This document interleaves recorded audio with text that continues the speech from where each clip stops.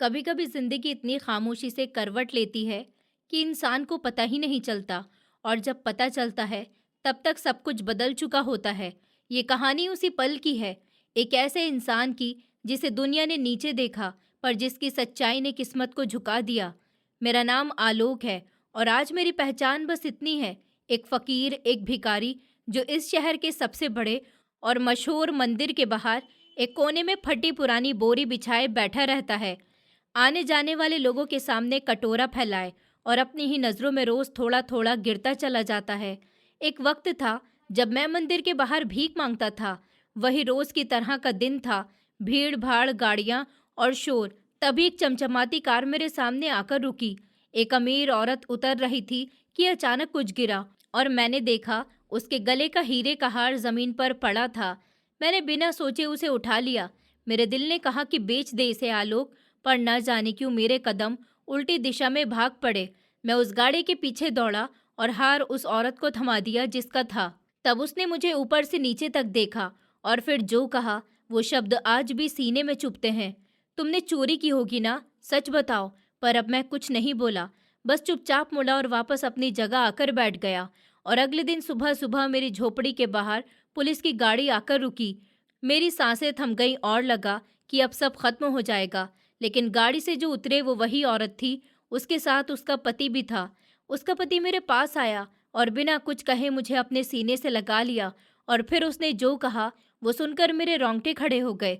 मेरे जिस्म के ऊपर मौजूद कपड़े, जिसको अब कपड़े कहना भी शायद इस शब्द की बेइज्जती होगी, सिर्फ चिथड़ों का एक हिस्सा है जो मेरे बदन को ढकने की नाकाम कोशिश करता है। मेरे बालों में धूल और मिट्टी आई हुई है, पर चेहरे पर झुर्रियां नहीं, बल्कि जमाने के जुल्म सितम की लकीर है, जो देखने वालों को शायद सिर्फ गंदगी ही दिखाई देती है, पर उनके पीछे छुपी हुई कहानी कोई भी नहीं पढ़ सकता। मंदिर का माहौल हमेशा की तरह है, आज भी भीड़ से भरा हुआ था। हर तरफ भक्त मंदिर में पूजा के लिए आए हुए थे, पर मैं वहां पर एक बेमतलब चीज की तरह था, क्योंकि मेरे पेट की आग इस माहौल के ऊपर हावी थी। भूख एक ऐसी हकीकत है जो इंसान से उसके खुददारी, उसके सोचने समझने की ताकत भी छीन लेती है। जब आते कुलमुला रही होती हैं तो इंसान को दुनिया की कोई भी खूबसूरती नजर ही नहीं आती। मैं सुबह सवेरे यहाँ आकर बैठ गया था। सूरज अपनी पूरी तेजी के साथ चमक रहा था और जमीन की तपिश मेरे वजूद को झुलसा रही थी।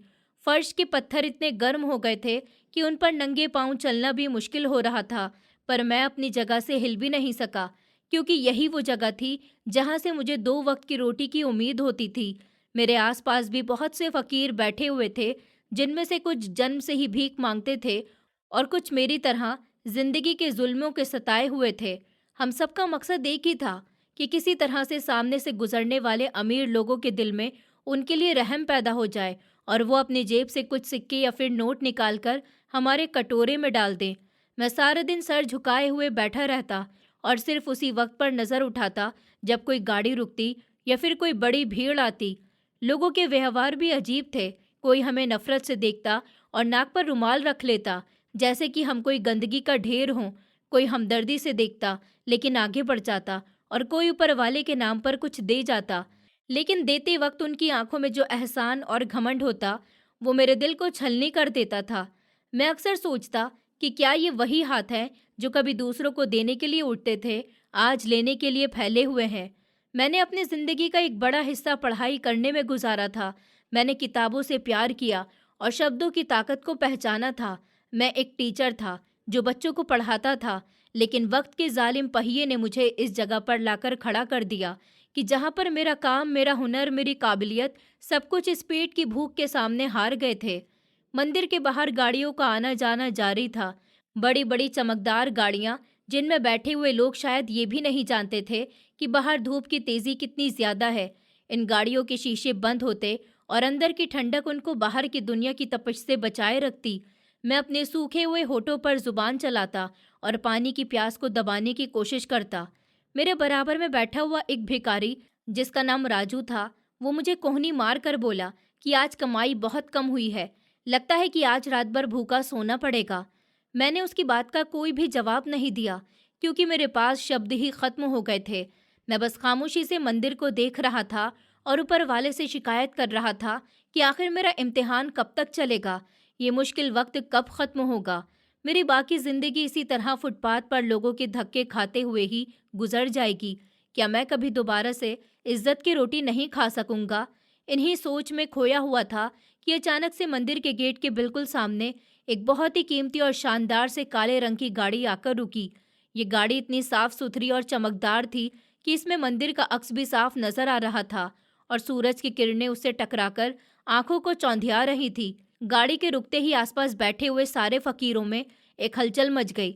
सबकी नजरें उस गाड़ी पर जम गई थी, क्योंकि हम जानते थे कि ऐसी गाड़ियों में आने वाले लोग अक्सर अच्छी भीख देकर जाते हैं या फिर खाना ही बांट देते हैं।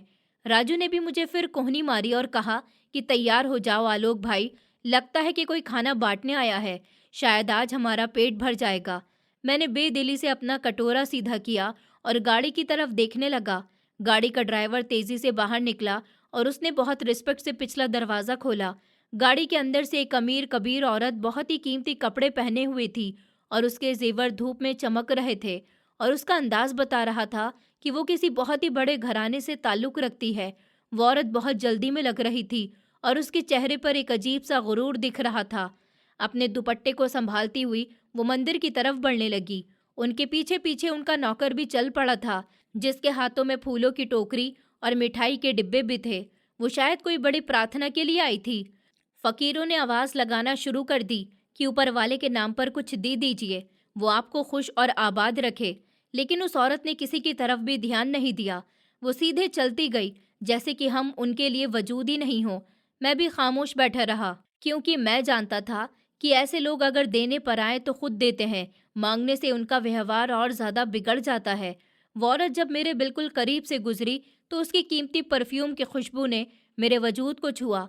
ये खुशबू मुझे मेरे गुजरे हुए वक्त में ले गई थी, जब मैं भी ऐसे ही माहौल में रहा करता था। पर मैंने फौरन से अपने ख्यालों को झटक दिया, क्योंकि गुजरे हुए वक्त को याद करना सिर्फ तकलीफ देता है। हवा बहुत तेजी से चल रही थी और शायद उस औरत का ध्यान भी कहीं और ही था। अचानक से उसके गले में मौजूद एक भारी और कीमती हीरो का हार उसके कपड़ों में उलझा। ये शायद उसका लॉक ढीला था। एक हल्की सी झंकार हुई, जो शायद उस शोर में किसी और को सुनाई नहीं दी, पर मेरे कान जो खामोशी सुनने के आदी थे, उन्होंने उस आवाज को पकड़ लिया था। मैंने देखा कि वो हार उसकी गर्दन से फिसलकर जमीन पर गिर गया। ये सब कुछ इतना अचानक से हुआ कि खुद उस औरत को भी पता नहीं चला और ना ही उस नौकर ने देखा। और वो लोग आगे बढ़ते गए, फिर भीड़ में कहीं खो गए। वो हार गिरते ही मेरी नज़र उसके ऊपर जम गई। वो कोई मामूली सा हार नहीं था, बल्कि हीरे का एक जेवर था, जो दोपहर की धूप में उस गंदगी और मिट्टी के बीच ऐसे चमक रहा था कि जैसे कोयले की खान में हीरा चमकता है। मेरा दिल जोर जोर से धड़कने लगा। मेरे आसपास बैठे हुए फकीरों का ध्यान गाड़ी और लोगों की तरफ ही था। किसी ने जमीन पर पड़ी हुई उस कीमती चीज को नहीं देखा था। एक पल के लिए तो मैं हैरान रह गया। मेरा दिमाग काम करना ही छोड़ गया था कि ये क्या हुआ है। फिर एक अनजानी सी ताकत ने मुझे झंझोड़ कर रख दिया। मैंने इधर उधर देखा कि क्या कोई मुझे देख रहा है। जब मुझे सुकून हो गया कि किसी की नज़र मेरे ऊपर नहीं है, तो मैंने अपनी पुरानी सी चादर को खींचकर अपने आगे किया और रेंगते हुए उस जगह पर पहुंच गया जहां पर वो हार पड़ा हुआ था। मैंने फुर्ती से अपना कांपता हुआ हाथ आगे बढ़ाया और उस हार को मुट्ठी में कस के दबा लिया। उस हार की ठंडक मेरे हाथ में अजीब सा एहसास पैदा कर रही थी। मैंने फौरन से अपनी कोटी के अंदर की जेब में छुपा लिया और वापस अपनी जगह पर आकर बैठ गया। मेरा दिल इतनी जोर जोर से धड़क रहा था कि मुझे डर था कहीं उसकी आवाज़ साथ बैठे हुए राजू को नहीं सुनाई दी जाए। मेरे माथे पर पसीना आ गया था और हलक सूख रहा था। मैंने जेब के ऊपर से उस हार को टटोला। वो वहीं पर था, एक ठोस हकीकत बनकर मेरे पास मौजूद था। मेरे दिमाग में आंधी चलने लगी। मेरे दिमाग में कई तरह के सवाल और बेचैनी पैदा हो गई। मेरे ज़मीर ने मुझसे कहा कि आलोक, तेरी किस्मत जाग गई है, ये ऊपर वाले का इनाम है। देख, तेरी प्रार्थना पूरी हो गई। यह हार लाखों रुपए या फिर करोड़ों रुपए का होगा। इसमें जुड़े हुए हीरे असली लग रहे हैं। इसको बेचकर तू इस बेइज्जती की जिंदगी से हमेशा के लिए छुटकारा पा सकता है। तू एक अच्छा घर ले सकता है, अच्छा खाना भी खा सकता है, अच्छे कपड़े पहन सकता है और कभी किसी के आगे हाथ नहीं फैलाना पड़ेगा। ये लोग तो अमीर हैं, इनको क्या ही फर्क पड़ जाएगा अगर इनका एक हार खो भी जाए तो। उनके पास तो ऐसे हजारों हार होंगे, उनके लिए ये एक मामूली सी चीज है। पर तेरे पास तो खाने के लिए भी पैसे नहीं, तो क्यों सोच रहा है? रख ले इसको चुपचाप। यहाँ से उठ और किसी दूसरे शहर चला जा जहाँ पर तुझे कोई नहीं पहचाने, जहाँ तू अपनी नई जिंदगी शुरू कर सके। ये सोचकर मेरे चेहरे पर एक अजीब सी चमक आ गई थी। मुझे लगा कि मेरे दुख अब खत्म हो जाएंगे। मैंने सोचते हुए अपनी बदलती हुई जिंदगी का नक्शा भी बना लिया था। मैंने देखा कि मैं एक साफ सुथरे बिस्तर पर सो रहा हूँ। मेरे सामने कई तरह के खाने रखे हुए हैं। लोग मुझे इज्जत से नमस्ते बोल रहे हैं और मैं इस मंदिर के बाहर नहीं बल्कि मंदिर के अंदर एक अमीर इंसान की हैसियत से जा रहा हूँ। ये ख्याल इतना ज़्यादा अच्छा था कि मैंने अपनी जेब पर हाथ रखकर उसको और ज़्यादा मजबूती से दबा लिया, जैसे मैं अपनी किस्मत को मुट्ठी में कैद कर रहा हूँ। लेकिन फिर अचानक से मेरे अंदर से एक और आवाज़ आई, एक हल्की लेकिन मजबूत आवाज़। ये उस परवरिश की आवाज़ थी जो मैंने अपने टीचर्स और अपने माँ बाप से पाई थी। ये उस पढ़ाई की आवाज़ थी जो मैंने दूसरों को बांटी थी। वो आवाज़ कह रही थी कि आलोक, ये चोरी है, ये गलत है, ये तेरा हक नहीं है, ये किसी और की चीज़ है, पर ऐसे किसी और की चीज़ को चुराना ठीक नहीं। क्या तू अपनी भूख मिटाने के लिए इतना गलत काम भी कर जाएगा? क्या तू इस गलत काम के बोझ के साथ सुकून से जी सकेगा? जिस विद्या ने तुझे सच्चाई पर चलना सिखाया, आज तू ऐसे करेगा? मैं बहुत से सवालों में उलझ गया था। एक तरफ गरीबी थी और भूख जो मुझे निगलने को तैयार थी, तो दूसरी तरफ मेरे उसूल, मेरी सच्चाई और मेरा ज़मीर था। मेरा दिमाग बार बार कह रहा था कि ये मौका बार बार नहीं मिलता। दुनिया में कौन भला ईमानदारी से चलता है? सब यहाँ पर चोर हैं। अमीर गरीब का खून चूसते हैं। ये औरत भी शायद किसी गरीब का हक मारकर इतनी अमीर हुई होगी। अगर तूने इसका एक हार रख भी लिया तो कौन सा इनके लिए मुश्किल होगी। पर मेरा ज़मीर मुझे ये करने नहीं दे रहा था कि तो खुद एक टीचर है, तूने बच्चों को सच्चाई का सबक पढ़ाया था। अगर आज तो खुद चोर बन गया तो तुझे सारी ज़िंदगी इस बोझ के नीचे जीना पड़ेगा। क्या पता वो ऊपर वाला मेरा इम्तिहान ले रहा हो। क्या मैं भूख के लिए इतना गिरा हुआ काम कर सकता हूँ? नहीं, ऐसा नहीं कर सकता। मैंने अपनी आंखों को बंद कर लिया और गहरी सांस लेने लगा। मेरे हाथ अभी भी जेब के ऊपर ही थे जहाँ पर वो हार मौजूद था। वो हार मुझे अब सांप की तरह लग रहा था जो मुझे डसने के लिए तैयार था। काफ़ी देर तक मैं अपने दिमाग की इस जंग में ही उलझा रहा। मैं सोचता रहा कि इसको रख लूं और कभी सोचता कि वापस कर दूं। मंदिर के अंदर से घंटे की तेज आवाज़ आ रही थी। इस आवाज़ ने मेरे वजूद में एक झुरझुरी पैदा कर दी। मुझे लगा कि जैसे ऊपर वाला भी मुझे देख रहा है। वो मेरे दिल की सब बातों को जानता है। वो जानता है कि मैं भूखा हूँ, लेकिन मैं ये भी देख रहा हूँ कि ये मेरा इम्तिहान हो रहा है, मेरे सब्र और भूख की कसौटी है। अगर मैंने ये हार रख लिया तो मैं शायद दुनिया में सुकून पा लूँ, लेकिन मेरी आत्मा हमेशा बेचैन रहेगी। मुझे हर आहट पर डर लगेगा कि कहीं कोई पकड़ने आ गया। एक चोर की तरह मेरी ज़िंदगी गुजरेगी और चोर की तरह रहूँगा। लेकिन अगर मैंने वो वापस कर दिया तो शायद मेरे हालात नहीं बदलें, पर मेरा वजूद तो सुकून से होगा। मैं सर उठाकर चल सकूँगा, चाहे मेरे बदन पर चिथड़े ही क्यों नहीं हों। मैंने फैसला कर लिया कि नहीं, मैं ये हार नहीं रख सकता हूँ। मैं गरीब ज़रूर हूँ, लेकिन एक चोर नहीं हूँ। मैं भूखा मर सकता हूँ, लेकिन ऐसे गलत काम से आए हुए पैसों का निवाला गले से नहीं उतार सकता। ये हार जिसका भी है, उसको वापस मिलना चाहिए। शायद ये हार उस औरत के लिए बहुत ज़्यादा कीमती हो। शायद उसके साथ उसकी कोई जज्बाती याद जुड़ी हुई हो।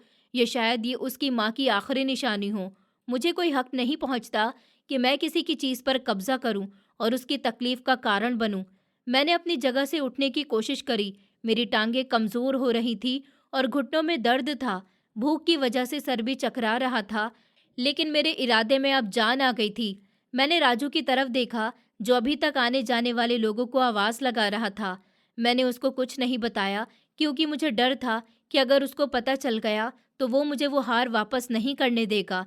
ये शायद वो मुझसे छीन भी लेगा और फिर खुद मुसीबत में फंस जाए। ये शायद वो शोर मचा दे और लोग मुझे चोर समझकर मारना पीटना शुरू कर दें।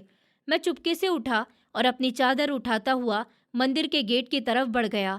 मेरा अंदाज ऐसा था कि जैसे मैं किसी ज़रूरत के तहत उठा हूँ। मैंने इधर उधर नज़र दौड़ाई कि वो औरत कहाँ पर है। वो लोग काफ़ी देर पहले ही अंदर गए थे और अब तक वो शायद वापस आ रहे होंगे। ये शायद अभी अंदर ही होंगे।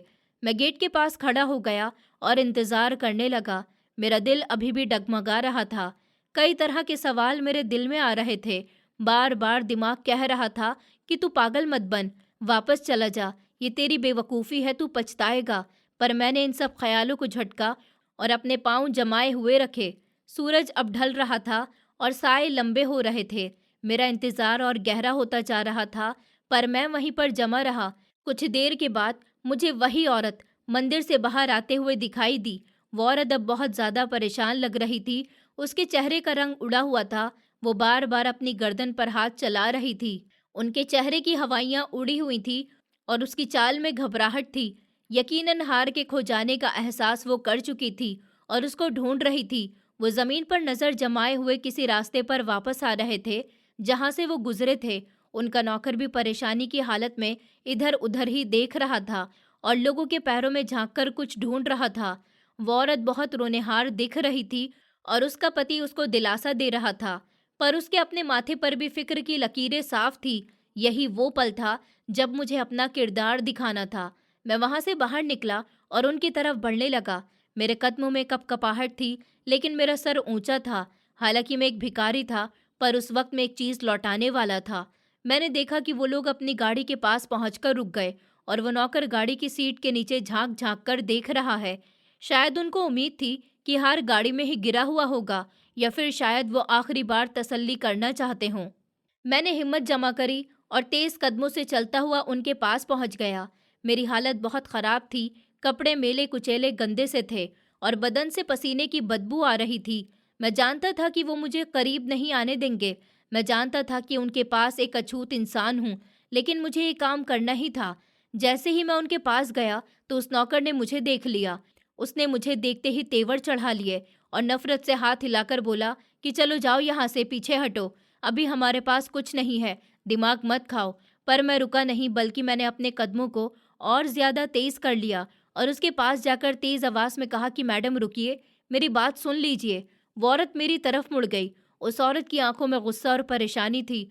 उसने मुझे ऊपर से नीचे तक घूर के देखा और झुंझलाकर कहा कि क्या है, क्यों पीछे पड़े हुए हो? तुम्हें कहा ना कि जाओ यहाँ से, हमारे पास खुले पैसे नहीं हैं। मैंने एक पल को गहरा सांस लिया और उनकी आंखों में आंखें डालकर कहा कि मैडम, मैं भीख मांगने नहीं आया हूँ। मैं बस ये पूछना चाहता हूँ कि आपकी कोई कीमती चीज खो गई है? ये सुनकर वो चौंक गई कि जैसे उनको करंट लग गया हो, और आगे बढ़कर पूछा कि तुम्हें कैसे पता, और क्या मिला है तुम्हें? तुमने कुछ देखा है क्या? उस औरत की नजरें मेरे चेहरे के ऊपर जम गई थी, जिनमें उम्मीद और शक की मिली जुली हालत थी। मैंने कोई भी जवाब दिए बिना अपने कांपते हुए हाथ से अपनी कोटी की मेली और फटी हुई जेब में हाथ डाला। मेरा दिल जोर जोर से धड़क रहा था। मैंने उस हार को अपनी उंगलियों में महसूस किया और बाहर निकाल लिया। सूरज की किरणों में वो हीरो का हार दोबारा से चमक उठा और उसकी चमक ने मेरी गरीबी का मजाक उड़ाया था। मैंने वो हार अपने हाथों में पकड़ा और उसको उस औरत की तरफ बढ़ा दिया। मेरा हाथ कांप रहा था, पर मेरी नीयत साफ थी। मैंने खामोशी से वो हार उस औरत के हाथ में रख दिया। अभी वो औरत कुछ नहीं बोली थी, बस उसकी नजरें उस हार के ऊपर जमी हुई थी, जो मेरे गंदे हाथों से निकलकर उसके मेहंदी लगी हुई हथेलियों पर पहुंच गया था। जैसे ही वो हार मेरे गंदे और कांपते हुए हाथों से निकलकर उस औरत की मेहंदी लगी हुई हथेली पर पहुंचा, तो वो वक्त जैसे रुक सा गया था। मुझे उम्मीद थी कि शायद अब माहौल में शुक्रिया कहने के शब्द गूंजेंगे, या कम से कम मुस्कुराहट ही दिखेगी, पर वो मुझे मेरे इस काम का सिला देगी। पर हकीकत मेरी सोच के हिसाब से बिल्कुल अलग और बहुत ही भयानक निकली। उस औरत ने हार को अपनी गिरफ्त में लेते ही उसे बड़े बेयकीनी हैरत से उलट पलट कर देखा। उसकी आंखें फटी की फटी रह गईं, जैसे उसको यकीन ही नहीं आ रहा हो कि उसकी खोई हुई चीज सच में मिल चुकी है। उसने फौरन से उस हार के हीरो को टटोला और चेक करने लगी। फिर जब उसको तसल्ली हो गई कि ये वही हार है और बिल्कुल असली हालत में ही है, तो उसके चेहरे के ऊपर एक लम्हे के लिए जो चमक आई थी, वो अगले ही पल एक ऐसी जहरीली गलतफहमी में बदल गई जिसने मेरे वजूद को झुलसाकर रख दिया। उसने हार को अपनी मुट्ठी में सख्ती से भींच लिया, जैसे कि उसको डर हो मैं उसको दोबारा से छीन लूंगा। और फिर से उसने अपनी नजरें उठाकर मेरी तरफ देखा। उन नजरों में शुक्रगुजारी नहीं, बल्कि एक ऐसा गुस्सा और नफरत थी जिसका सामना मैंने अपनी पूरी जिंदगी में नहीं किया था। उसने अपनी आईब्रो को सुकेड़ लिया और एकदम मेरी तरफ देखा। वो एक ऐसी जहर से भरी आवाज में बोली जिसने मेरे कानों में शीशा पिघला दिया। उसने कहा, तो ये तुम्हारे पास था? तुमने हार को चुराया था ना? बोलो, ये तुमने कब और कैसे मेरी गर्दन से इसे उतार लिया? उसकी बातों से मैं हक्का बक्का रह गया। मेरा दिमाग साए साए कर रहा था। मुझे अपने कानों पर भी यकीन नहीं आया कि मैं क्या सुन रहा हूँ। मैंने कांपती हुई आवाज में कुछ कहना चाहा, पर मेरे शब्द हलक में ही अटक गए थे। वो औरत रुकी नहीं, बल्कि उसने अपनी आवाज़ और ज़्यादा तेज़ करते हुए कहा कि मैं जानती थी कि ये काम तुम जैसे भिखारी का ही होगा। तुम लोग भीड़ का फ़ायदा उठाकर लोगों की जेब काटते हो और ज़ेवर उतार लेते हो। शुक्र करो कि तुम्हें डर लग गया था। शायद तुम इसको बेचने की हिम्मत ही नहीं कर सके, इसलिए मुझे वापस देने आए, वरना तुम्हारी नीयत तो साफ नहीं लग रही थी। उस पल मुझे लगा कि जैसे किसी ने मेरे मुंह पर जोरदार थप्पड़ मारा हो। मेरी सारी ईमानदारी को, मेरे ज़मीर को उस औरत के उन शब्दों के नीचे सब दबकर रह गए थे। मैंने हाथ जोड़ दिया और बहुत मिन्नतों से कहा कि मैडम, ऊपर वाला सब जानता है, मैं चोर नहीं हूँ, मैंने चोरी नहीं की। ये आपका हार मंदिर के रास्ते में गिर गया था। जब आप ऊपर जा रही थी तो वो बेध्यानी में गिर गया, आपको पता भी नहीं चला और मैंने उसको ज़मीन से उठाया ताकि आपको वापस कर सकूं। अगर मैं चोर ही होता तो मैं इसको लेकर भाग जाता, मैं आपके पास वापस ही क्यों आता? मैं इसको बाजार में बेचकर लाखों रुपए कमा सकता था, पर मैंने ऐसा नहीं किया क्योंकि मैं गलत काम से आए हुए पैसों को छूता भी नहीं। मेरी इन बातों का उस पत्थर दिल औरत पर कोई असर नहीं हुआ था।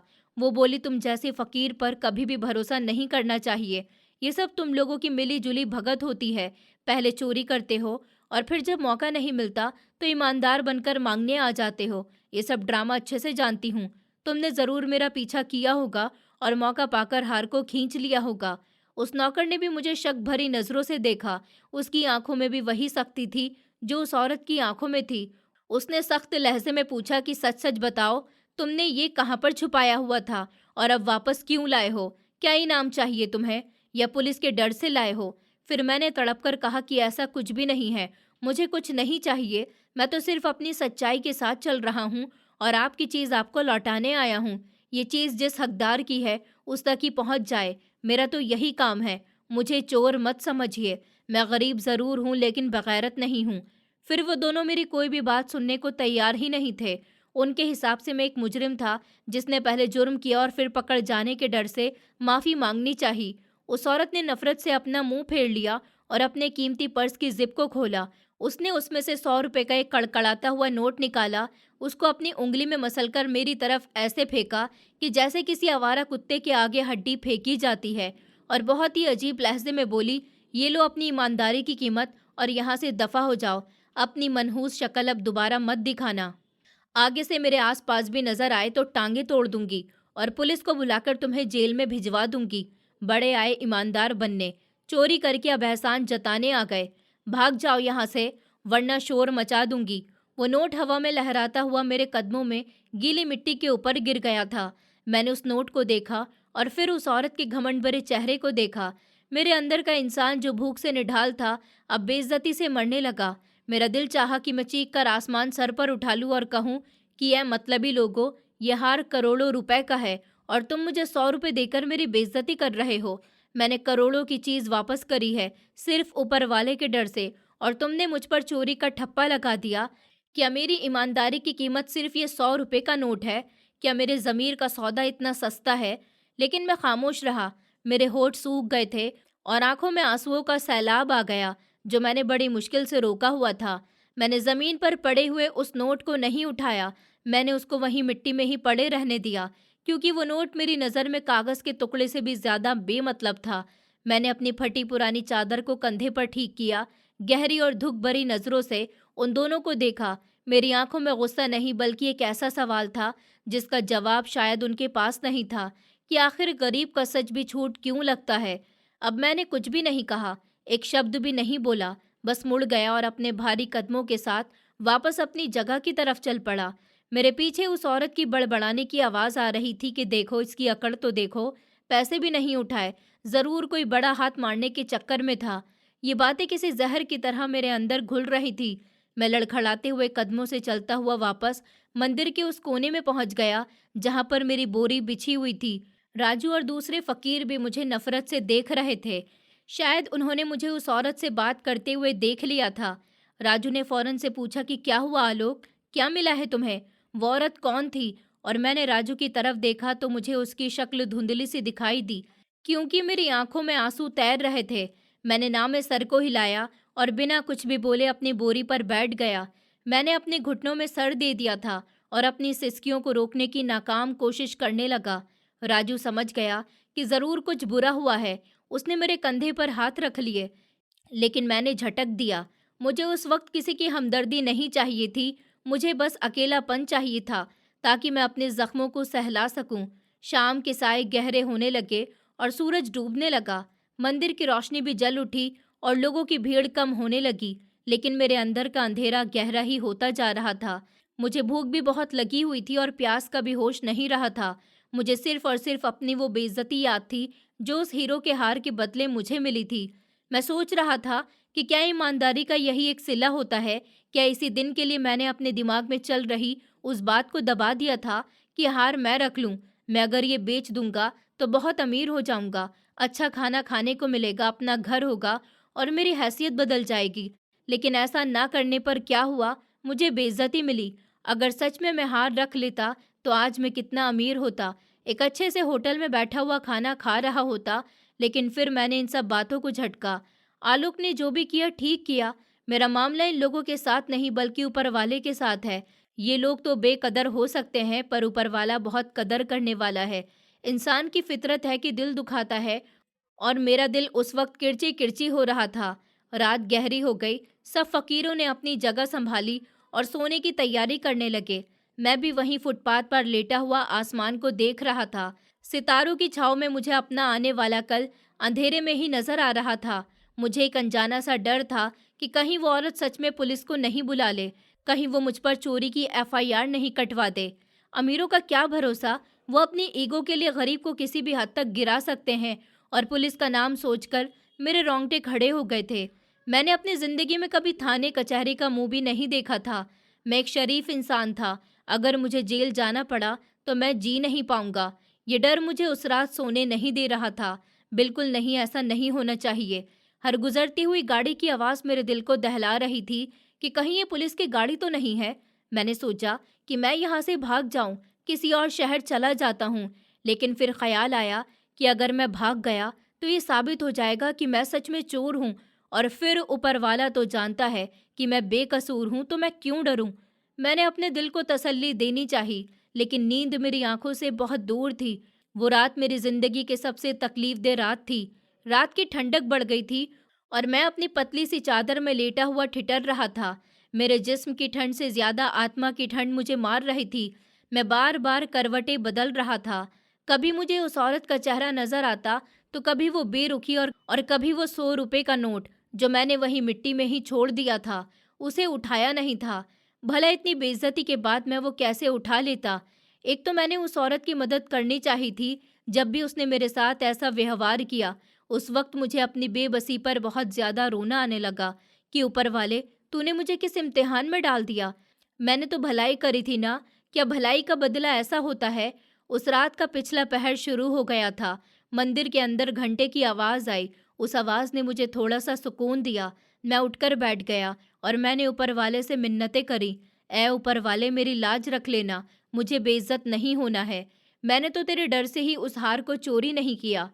कोई मुझे नहीं देख रहा था, पर मैं जानता हूँ तू हर पल सबको देखता है, और तूने तो मेरी बेकसूरी को देखा है ना। अब तू मुझे दुनिया के सामने बेइज्जत मत होने देना। मैं उस लम्हे प्रार्थना मांग कर सुकून से हो गया था और वहीं पर बैठा रहा। सुबह होने लगी और परिंदों की चहचहाहट शुरू हो गई। सड़कों पर ट्रैफिक का शोर दोबारा से जाग उठा था। मैंने फैसला कर लिया कि अब मैं इस जगह पर नहीं बैठूंगा, क्योंकि अगर वो औरत दोबारा से आई या उसने पुलिस भेजी तो मेरे लिए परेशानी हो सकती है। मैंने अपना थोड़ा बहुत सामान समेटा, जो कि सिर्फ एक पानी की बोतल और बोरी ही थी। मैं अभी उठने वाला था कि मेरे कानों में एक ऐसी आवाज़ गूंजी जिसने मेरा खून को जमा दिया।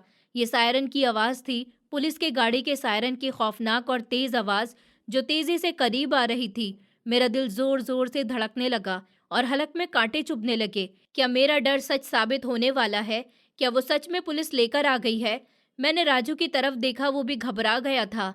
आसपास बैठे हुए दूसरे फकीर भी घबराए, क्योंकि पुलिस का नाम सुनकर सबके होश उड़ जाते हैं। सायरन की आवाज़ अब बहुत ही करीब आ गई थी और फिर मैंने देखा कि 2-3 पुलिस की गाड़ी तेज़ रफ्तार से आई और मंदिर के बिल्कुल सामने आकर रुक गई, जहां मैं बैठा हुआ गाड़ियों की नीली और पीली बत्ती को घूमता हुआ देख रहा था। उनकी खौफनाक मौजूदगी ने माहौल को बहुत ज़्यादा भारी बना दिया। फिर फकीर लोगों ने अपना सामान उठाया और इधर उधर भागने लगे। राजू ने भी मेरा हाथ खींचने की कोशिश की और कहा कि भागो आलोक, पुलिस आ गई है। अगर पकड़ लेगी तो क्या होगा? पर मेरे पाँव ज़मीन में जम गए, मैं हिल भी नहीं सका। मुझे लगा कि अब भागने का कोई फ़ायदा नहीं है। अगर मैं भाग भी गया तो वो गोली मार देंगे या चोर समझकर और ज़्यादा मारेंगे। मैं वहीं पत्थर की मूरत बना हुआ खड़ा रहा। पुलिस की गाड़ियों के दरवाजे खुले और उनमें से एक वर्दी पहने हुए इंस्पेक्टर तेजी से बाहर निकला। उनके हाथों में बंदूक और डंडे थे। उन्होंने आते ही वहां पर मौजूद लोगों को हटाना शुरू कर दिया। मेरा सांस भी हलक में रुक गया और मैं अपनी मौत का इंतजार कर रहा था कि अभी वो आएंगे और मुझे हथकड़ी लगा देंगे। मैंने अपनी आंखें बंद कर ली और ऊपर वाले का नाम लिया, पर फिर एक ऐसी चीज हुई जिसकी मुझे उम्मीद भी नहीं थी। पुलिस वालों ने मुझे नहीं पकड़ा, बल्कि वो एक तरफ लाइन बनाकर खड़े हो गए और बीच वाली बड़ी और शानदार सी गाड़ी का दरवाज़ा खोलने के लिए आगे बढ़े। ये वही गाड़ी थी जो पुलिस की गाड़ी के बीच आई थी और मैंने डर की वजह से उस पर गौर नहीं किया।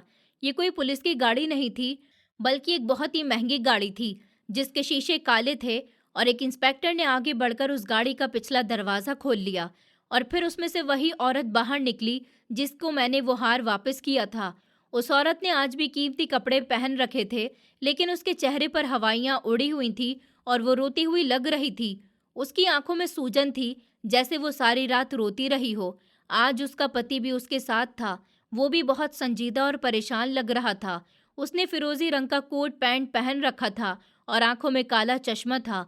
वो दोनों गाड़ी से उतरकर सीधा मेरी तरफ देखने लगे। मैंने जब उनको देखा तो मेरी टांगें कांपने लगी। मुझे यकीन हो गया कि ये मुझे गिरफ्तार करवाने के लिए ही आए हैं। उन्होंने पुलिस को इसीलिए बुलाया है ताकि मुझे सबक सिखा सके। मैंने डरते डरते कदम पीछे हटा लिए और दीवार से लग गया। मेरे होठों से एकदम से निकला कि ऐ ऊपर वाले, मेरा कोई कसूर नहीं है, मुझे बचा लेना। वो दोनों धीरे धीरे चलते हुए मेरी तरफ बढ़ने लगे। पुलिस वाले उनके रास्ते से हट गए और बाकी फकीर भी तमाशा देखने लगे। सबको लग रहा था कि आज इस फकीर की खैर नहीं है। मैंने अपनी आंखें झुका ली, तब वो मंजर दोबारा से याद आ गया जब उस औरत ने मुझ पर वो 100 रुपए का नोट फेंका था। वो मेरे बिल्कुल पास आकर रुक गई। मैं उनके जूतों को देख रहा था और मेरे दिल की धड़कनें हथौड़े की तरह मेरे सीने पर बरस रही थी। माहौल में एक भारी सी खामोशी छा गई। कोई कुछ भी नहीं बोल रहा था, न पुलिस वाले, न वो औरत और न ही मैं। बस सड़क पर चलने वाली गाड़ी का शोर था जो उस ड्रामे जैसे मंजर का अक्स था। मैं इंतजार में था कि अभी इंस्पेक्टर आगे बढ़ेगा और मुझे गिरेबान से पकड़कर गाड़ी में डाल देगा, या फिर ये औरत दोबारा से मुझ पर चिल्लाएगी और कहेगी कि यही है वो चोर जिसने मेरा हार चुराया था। लेकिन ऐसा कुछ भी नहीं हुआ।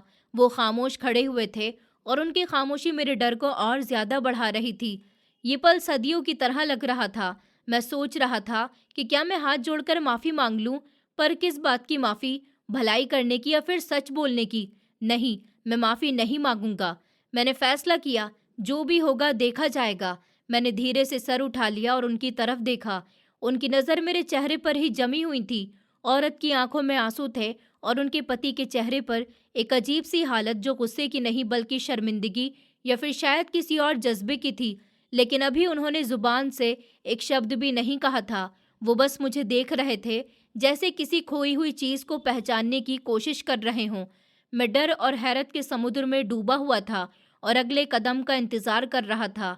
डर की उस घड़ी में जब मुझे यकीन हो गया कि अब मेरे हाथों में हथकड़ियां लगने ही वाली हैं और मुझे चोरी का इल्जाम जेल की सलाखों के पीछे धकेल देगा।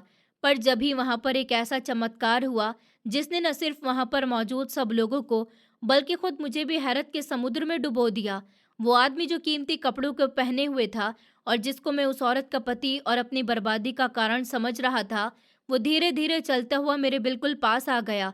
उसकी आंखों में आंसू तैर रहे थे और चेहरे पर जज्बात का एक गहरा सुकून आ गया। मैं दीवार से लगा हुआ खड़ा था और अपनी फटी पुरानी चादर को सीने से लगाए अपनी इज्जत बचाने की नाकाम कोशिश कर रहा था कि अचानक से वो आदमी मेरे सामने झुक गया और उसने मेरे मैले कपड़ों और मिट्टी से भरे हुए पांव पकड़ लिए और वहीं सड़क के बीच में मेरे कदमों में बैठकर रोने लगा। ये मंजर इतना नाकाबिले उम्मीद था कि इसने मुझे हिलाकर रख दिया। वहां पर मौजूद पुलिस वाले जो डंडे लहराते हुए आए थे, वो भी अपनी जगह पर जमे हुए थे। वो औरत जो बिल्कुल मुझे कल तक नफरत से देख रही थी, अब वो भी अपना मुंह दोनों हाथों में छुपाकर सिसक सिसक कर रो रही थी। मैं बिल्कुल हक्का बक्का सा रह गया और समझ नहीं पा रहा था कि ये क्या हो रहा है। मैंने घबराकर अपने पांव पीछे खींचने की कोशिश करी और कांपती हुई आवाज में कहा कि साहब, ये आप क्या कर रहे हैं? मैं एक फ़कीर हूँ, मेरे पाँव छोड़िए, मुझे ऐसे मत पकड़ें। मैंने तो बस आपका हार वापस करा था, पर वो इंसान मेरे पाँव छोड़ने को तैयार ही नहीं था। वो बार-बार मेरे पाँव को अपनी आँखों से लगा रहा था और उसके गर्म आँसू मेरे पैरों पर गिर रहे थे। उसने रोते हुए सर को उठाया और मेरी आँखों में आँखें डालकर एक ऐसी बात कही, जिसने मेरे दिमाग में धमाका कर दिया था। उसने टूटे हुए लहज़े में कहा कि आलोक सर, आपने मुझे नहीं पहचाना, मैं आपका प्रतीक हूँ, वो प्रतीक अनाथ बच्चा जिसकी फीस आपने अपनी पत्नी के जेवर बेच कर दी थी। मैं वही प्रतीक हूँ जिसको आपने पढ़ा लिखाकर इंसान बनाया था। सर आप यहाँ पर इस हाल में कैसे? ये शब्द मेरे कानों से टकराए तो मेरे दिमाग पर पड़ी हुई धुंध छटने लगी।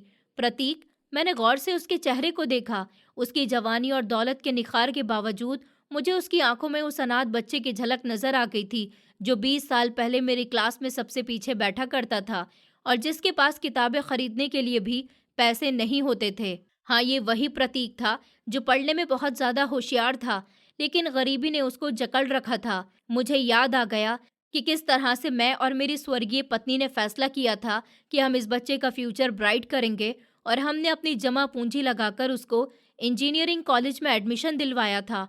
और फिर हालात ने पलटा खा लिया। मेरी पत्नी बीमार होकर मर गई, मेरा सब कुछ बिक गया और मैं डिप्रेशन का शिकार होकर सब कुछ छोड़ छाड़ कर यहाँ पर मंदिर पर आ गया। और प्रतीक शायद शहर छोड़ गया था और आज वो मेरे कदमों में बैठा हुआ रो रहा था। मेरी आंखों से एकदम आंसू जारी हो गए। मैंने झुककर उसको कंधों से पकड़ा और उठाया। मैंने कहा कि प्रतीक, मेरे बच्चे तुम हो, तुम यहाँ पर कैसे? प्रतीक ने मुझे गले से लगा लिया। उसके कीमती कपड़े मेरे गंदे कपड़ों से रगड़ खा रहे थे, लेकिन उसको कोई परवाह नहीं थी। वो मुझसे ऐसे मिल रहा था कि जैसे कोई बिछड़ा हुआ बेटा अपने बाप से मिलता है। उसने रोते हुए कहा कि सर, मैंने आपको कहाँ कहाँ पर नहीं ढूंढा। जब मैं पढ़ लिख कर बड़ा आदमी बन गया और बाहर कंट्री से वापस आया तो सबसे पहले आपके घर पर गया था, लेकिन वहां जाकर पता चला कि आंटी की डेथ हो गई और आप कहीं चले गए। मैंने हर जगह आपको तलाश किया, लेकिन आप नहीं मिले। और कल जब मेरी पत्नी ने घर आकर बताया कि वो मंदिर के बाहर एक फकीर ने उसको हार वापस किया, और जब उसने आपका हुलिया मुझे बताया और आपके माथे पर मौजूद उस पुराने से जख्म के निशान का जिक्र किया जो आपको स्कूल में बच्चों को बचाते हुए लग गया था, तो मेरा माथा ठनक गया। मैंने फौरन से मंदिर के पुजारी से बात करनी चाहिए और यहाँ सीसीटीवी फुटेज भी मंगवाया। जब मैंने वीडियो में आपको ध्यान से देखा तो मैं तड़प उठा कि ये तो मेरे ही टीचर हैं, मेरे बाप हैं, और मेरी पत्नी ने आपके साथ बदतमीजी की। सर मुझे माफ़ कर दीजिए, हम बहुत ही शर्मिंदा हैं। ये कहकर उसने अपनी पत्नी को इशारा किया था। वो औरत जो कल तक कितनी बदतमीजी कर रही थी और घमंड की मूरत बनी हुई थी, अब सर झुकाए हुए मेरे सामने खड़ी हुई थी। वो आगे बढ़ी और हाथ जोड़कर बोली कि सर, मुझे माफ़ कर दीजिए, मैं अंधी हो गई थी। मैंने आपके कपड़ों को देखा, आपके किरदार को नहीं देखा। मैंने उसके हाथों को धुतकार दिया जिसने मेरे पति की ज़िंदगी संवारी थी। वो 100 रुपए का नोट जो मैंने आप पर फेंका था, वो मेरी ज़िंदगी की सबसे बड़ी गलती थी। आप चाहें तो मुझे जो भी सज़ा दे सकते हैं, मैं इसकी हकदार हूँ। मैंने एक पल के लिए उस औरत को देखा और फिर प्रतीक को देखा। मेरे दिल में उनके लिए कोई मेल नहीं था। मैंने प्यार से कहा कि बेटी, इंसान गलती का पुतला है। तुमने वही किया जो इस सोसाइटी के अमीर लोग करते हैं। तुमने कपड़े देखे, इंसान नहीं देखा। लेकिन ऊपर वाले का शुक्र करो कि उसने तुम्हें सच्चाई दिखा दी। मैंने तुम्हें माफ़ किया क्योंकि मैं प्रतीक की आंखों में शर्मिंदगी नहीं देख सकता हूँ। प्रतीक ने पुलिस वालों की तरफ देखा और कहा कि इंस्पेक्टर साहब, ये कोई चोर नहीं है, ये मेरे टीचर हैं। ये वो इंसान है, अगर ये नहीं होते तो मैं आज इस जगह पर नहीं होता, बल्कि शायद मैं भी किसी सड़क पर धक्के खा रहा होता। इनको सैल्यूट करो। सब पुलिस वालों ने रिस्पेक्ट से मेरी तरफ सैल्यूट किया। ये वो पल था जब मेरी खोई हुई इज्जत मुझे वापस मिल गई थी। राजू और दूसरे फकीर जो दूर खड़े हुए ये मंजर देख रहे थे, उनकी आंखों में हैरत आ गई। वो समझ ही नहीं पा रहे थे कि कल का धुतकारा हुआ आलोक आज इतना ज्यादा इज्जत कैसे पा रहा है। प्रतीक ने मेरा हाथ पकड़ लिया और कहा कि सर, अब एक पल भी आप यहाँ पर नहीं रुकेंगे। ये फुटपाथ आपकी जगह नहीं है, आपकी जगह मेरी सराखों पर है। चलिए मेरे साथ, मेरे घर चलिए। मैंने कुछ देर सोचा तो मुझे अपनी फकीरी छोड़ते हुए अजीब सा लग रहा था, पर फिर मैंने प्रतीक के प्यार को देखा तो मना नहीं कर सका। मैंने अपना कटोरा वहीं जमीन पर उल्टा कर दिया, जैसे मैंने अपनी फकीरी को हमेशा के लिए खत्म कर दिया हो। फिर प्रतीक के साथ उसकी गाड़ी की तरफ बढ़ गया। गाड़ी में बैठे हुए मैंने मुड़कर आखिरी बार उस मंदिर को और उस जगह को देखा जहां मैंने अपनी जिंदगी के कई साल गुजारे थे, जहां पर मैंने भूख और प्यास बर्दाश्त करी थी, जहां मैंने लोगों की बातें भी सुनी थी, पर आज मैं वहां से एक बादशाह की तरह जा रहा था। गाड़ी जब चली तो उसकी नरम सीट ने मुझे एहसास दिलाया कि मेरे इम्तिहान की रात अब खत्म हो गई है। प्रतीक मुझे अपने आलीशान से घर में लेकर आ गया। वहां उसने मुझे अपने हाथों से नहलाया, मुझे नए और कीमती कपड़े पहनाए और अपने साथ कुर्सी पर बिठाकर टेबल पर खाना रखा और अपने हाथों से खिलाया। उसकी पत्नी सारा वक्त मेरा ख्याल रखती। उसकी आंखों में शर्मिंदगी के आंसू सूख नहीं रहे थे। मैंने उसको कहा कि बेटी अब रो मत, ये सब कुदरत का खेल है। ऊपर वाले ने मुझे इम्तिहान में डाला था और तुम्हें सबक सिखाना था और प्रतीक को उसकी भलाई का सिला देना था। वो हार तो बस एक बहाना था, असली मकसद तो हमें मिलना था। कुछ दिनों के बाद प्रतीक ने बहुत बड़ा स्कूल और एक अनाथ आश्रम खोला और उसका नाम आलोक फाउंडेशन रखा। उसने मुझे उस जगह का हेड बना दिया। मैं जो कल तक 2 वक्त की रोटी का भी मोहताज था, अब अनाथ बच्चों का सहारा बन गया। मैंने अपनी बाकी जिंदगी उन बच्चों की पढ़ाई के लिए गुजारने का सोच लिया। मैं उनको वही सबक पढ़ाता जो मैंने सारी उम्र सीखा। पढ़ाई और इंसान की ज़मीर की सच्चाई का रास्ता कठिन ज़रूर होता है, पर उसकी मंजिल बहुत खूबसूरत है। प्रतीक अक्सर मेरे पास आता और मेरे पाँव दबाता। वो कहता कि सर ये सब आपका है। मैं मुस्कुराकर कहता कि नहीं बेटा, ये सब तो ऊपर वाले का है, जिससे एक हीरो के हार के ज़रिए हमारे दिलों के ताले खोल दिए।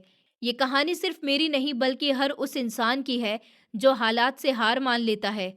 मुझे यकीन हो गया कि इज्जत और बेइज्जती ऊपर वाले के ही हाथ में है। वो जब चाहे फकीर को ताज पहना दे और जब चाहे राजा को फकीर बनाकर रख दे। वो हार जो उस दिन जमीन पर गिरा था, वो दरअसल मेरी किस्मत की चाबी थी, जिसने मुझे दोबारा से जिंदगी की तरफ लौटा दिया। और उस औरत के लिए वो हार उसके घमंड का एक हिस्सा था जो शीशे की तरह टूट गया। आज मैं जब स्कूल में बच्चों को पढ़ाता हूँ तो मैं उनको बताता हूँ कि कभी किसी के बाहर से दिखने वाले हुलिये को देखकर फैसला नहीं करना, क्योंकि फटे पुराने से कपड़ों में कोई इंसान भी हो सकता है जिसकी जगह ऊपर वाले की नज़रों में तुमसे भी कहीं ज़्यादा ऊपर हो।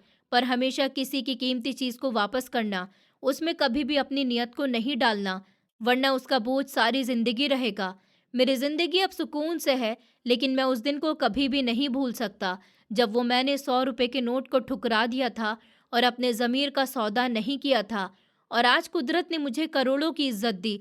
इस सबक से भरी कहानी से हमें ये सीख मिलती है कि टीचर की इज्जत ही असली कामयाबी की चाबी है। जैसे कि प्रतीक की बुलंदी की वजह उसके दिल में मौजूद उसके टीचर का प्यार और इज्जत थी। दूसरा सबक, किसी की कीमती चीज़ पर नियत नहीं खराब करनी चाहिए। भूख के बावजूद भी अपने ज़मीर का सौदा नहीं करना चाहिए और ऊपर वाले ने उसको दुनिया में ही इज्जत दी। तीसरा सबक, एक इंसान की पहचान कपड़ों से नहीं होती बल्कि उसके किरदार से होती है। इसलिए बाहर से दिखने वाली हालत को देखकर किसी को भी कम नहीं समझना चाहिए और भलाई कभी भी बेकार नहीं जाती, बल्कि वक्त आने पर वो खुद वापस लौट कर आती है। दोस्तों, उम्मीद करती हूँ आपको हमारी कहानी पसंद आई होगी। कहानी पसंद आई है तो वीडियो को लाइक करें, चैनल पर नए हैं तो चैनल को सब्सक्राइब करें और हाँ, नोटिफिकेशन बेल को ज़रूर दबाएं ताकि अगली अपडेट सबसे पहले आपको मिले।